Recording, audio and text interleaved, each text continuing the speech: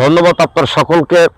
ইতিপূর্বে আপনারা মিডিয়ায় দেখেছেন যে বাংলাদেশের আওয়ামী লীগের বর্ষিয়ান জননেতা 1970 সনের যিনি বাংলাদেশের এই 55,500 বর্গ মাইলে মধ্যপ্রাচ্যের অক্সফোর্ড ঢাকা বিশ্ববিদ্যালয়ের ভিপি হিসাবে আইয়ুব খানের পতনের জন্য এই বাংলার প্রান্তরে আন্দোলন করেছিলেন, যার আন্দোলনের ফলশ্রুতির কারণে আইয়ুব খান পতন হয়েছিলেন।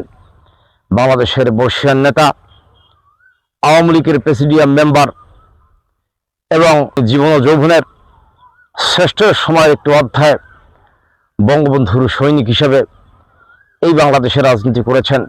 বাংলাদেশের পার্লামেন্টে 9 বার এমপি হয়েছেন এবং সাবেক মন্ত্রী জনাব তোফায়েল আহমেদ সাহেব স্কয়ার হাসপাতালে মৃত্যুবরণ করেছেন। তার মৃত্যুর জন্য তার শোকায়িত পরিবারের প্রতি আমি সমবেদনা জানাচ্ছি। আজকের এই বাংলার মানুষরা একজন বর্ষিয়ান এবং দেশপ্রেমিক নেতা হারালো। বাংলাদেশের ইতিহাসের সাথে জনাব তোফায়েল আহমেদ সাহেব অনন্তকাল স্মরণীয় হয়ে থাকবেন। তিনি 7ই মার্চের বঙ্গবন্ধুর বক্তব্যের সময় যে স্টেজে ছিলেন। জাতি একটি বিবেকবান বর্ষিয়ান নেতৃত্ব হারালো।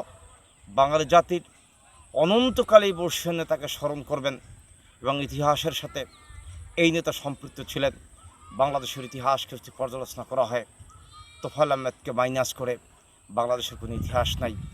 আজকে বাংলাদেশের প্রেক্ষাপটে অনেক ইতিহাসকে অস্বীকার করছেন, কিন্তু ইতিহাস তার নিজ গতিতে চলবে। আগামী দিনে এই ধরনের নেতৃত্বে বাংলাদেশে বেরিয়ে আসুক আমি প্রার্থনা করছি। সৃষ্টিকর্তা শুনো মরহুম তোফায়েল আহমেদকে পরপরে শান্তিতে রাখো, এই বিশ্বাস স্থাপন করে আমি আমার সংক্ষিপ্ত বক্তব্য শেষ করছি।